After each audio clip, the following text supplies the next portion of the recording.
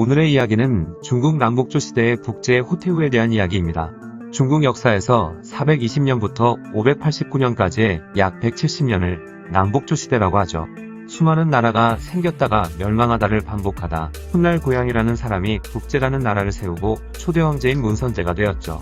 호 씨는 북제 조정에서 후궁을 뽑을 때 선발되었는데 아름다운 미모의 그녀는 문선제의 동생이었던 고담의 아내가 되었습니다. 고담은 북제가 건국된 후 장광왕에 봉해졌고 그녀도 장광왕비가 되었죠. 남편 고담은 야망이 가득했던 인물인데요.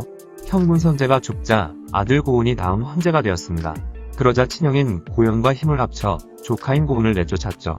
그 다음 황제는 형 고연이 되었지만 1년 만에 낙마사고로 죽자 561년 고담은 마침내 무성제로 즉위했습니다. 당연히 호씨도 황후로 신분이 상승되었죠. 무성제 고담은 황제가 된 후 사치와 향락에 빠져 음란하고 방탕한 생활을 했습니다.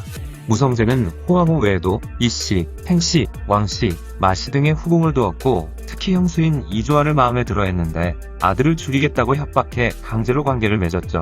무성제는 총애하던 형수 이조아의 거처인 소신궁에서 거의 살다시피 했기 때문에 호황후는 남편인 무성제의 눈길 한번 받지 못하며 독수공방했죠. 그렇지만 선천적으로 음탕했던 호황후는 자신의 끓어오르는 속을 견디지 못했습니다.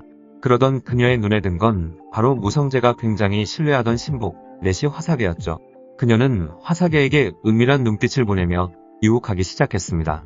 야심가였던 화사계는 계산기를 두드려 보니 자신이 권력을 줄 수 있는 절호의 기회라 여겨 호황후의 은밀한 눈빛을 적극적으로 받아들였죠. 두 사람은 서로 너무 잘 맞았는지 금방 깊은 관계를 맺기에 이르렀습니다. 낮에는 황제에게, 밤에는 황후에게 총애를 듬뿍 받는 화사계는 나라를 마음대로 할 수 있는 백은 생겼지만 실질적인 권력도 손에 거머쥐고 싶었죠.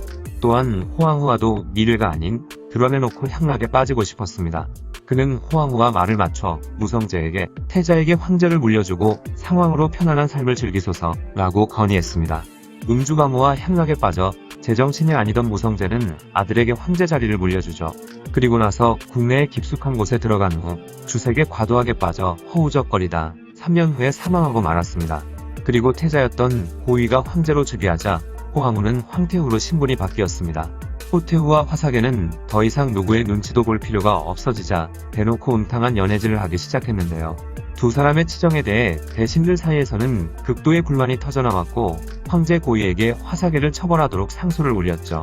하지만 황제 고위는 나이도 어렸고 어리버리했기 때문에 어머니인 호태후에게 혼날 것이 두려워 대신들의 상소에 대해 아무런 조치도 취하지 않았습니다. 이 틈을 타서 화사계는 자신을 탄핵하려 했던 대신들을 쫓아내고 황궁을 자신의 신복들로 채워왔으며 나중에는 황제에 의해 회영왕에 봉해졌습니다. 그는 북제에서 최고의 권력가가 된 것입니다. 나라가 점점 개판이 되어가고 어머니 호황후의 더러운 행태를 보다 못한 황제의 동생 고엄이 결국 화사계를 암살해 그의 권세도 끝이 나게 되었죠. 화사계가 죽었음에도 불구하고 호태후의 뜨거운 가슴은 식을 줄 몰랐습니다.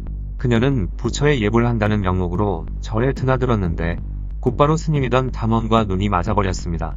처음에는 호태후가 절에 드나들며 비밀리에 둘의 깊은 관계가 이어졌지만 절에서의 비밀 만남이 만족스럽지 못하던 호태후는 스님을 궁으로 불러서 예불 드리겠다며 담원을 남편이 살아있을 때 거처하던 침실까지 불러들였으며 이제는 밤낮으로 그와 함께 관계를 가졌죠.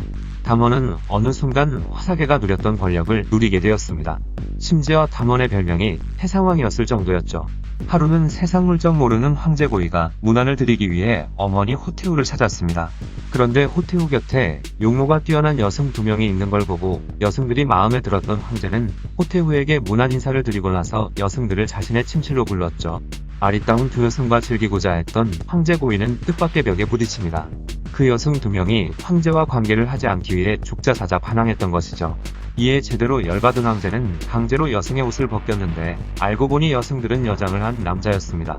그 2명은 담원의 밑에 있는 어린 종들이었는데 얼굴이 예쁘게 생겨서 호태후의 눈에 들었던 것이었죠.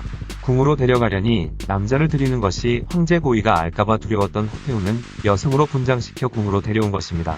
이들을 신문한 황제는 어머니 호태후의 일련문란한 행실에 분노했고 그 어린 종들과 담원화상까지 모두 참수했습니다. 조사 과정 중 드러난 호태후와 부적절한 관계를 맺었던 원산왕 등 지방관리들도 모두 참수당했죠. 그리고 호태후는 국궁에 유폐되었습니다. 그러다 577년 사치와 향락으로 얼룩진 북제는 결국 북주에 의해 멸망하게 되었습니다. 하지만 특이하게도 나라가 멸망하니 호태우는 유폐 상태에서 풀려나 비로소 자유를 얻게 되었죠. 40살도 채 안 된 나이에 호태우는 황태우의 지위는 잃게 되었지만 몹이 불린 망아지 마냥 문란한 성생활을 즐기기 시작했습니다. 그녀는 며느리였던 목황후와 함께 북주의 수도인 장안에서 기방을 열었죠. 스스로도 기녀가 되어 온갖 남성들과 즐기며 돈도 버는 일석이조의 생활을 영위했습니다. 전직 황태후와 전직 황후가 몸을 파는 기녀가 되었다는 소식은 장안의 화제가 되어 그녀와 잠자리를 한번 가지기 위해 수많은 권력자와 재력가들이 줄을 섰고 기방은 엄청난 성황을 누렸습니다. 이에 호태우는 며느리 목황후에게 기녀 노릇이 황후 노릇보다 더 재미있다 라고 흥분하며 말했다고 합니다. 그러다 훗날 수나라가 건국되고 조금 지난 날에 호태우는 장안에서 병에 걸려 죽게 되었죠. 여자로서 최고의 지위였던 황태우에서 여자로서 제일 낮은 위치인 기녀로 신분이 급격히 추락했으면서도 너무나도 만족한 삶을 살았던 호태우는 중국 최고의 생녀로서 역사의 길이 남게 되었습니다. 영상을 봐주셔서 감사합니다. 더 재미있고 유익한 영상으로 다시 찾아뵙겠습니다. 구독과 좋아요 꾹 눌러주시고 댓글도 부탁드려요.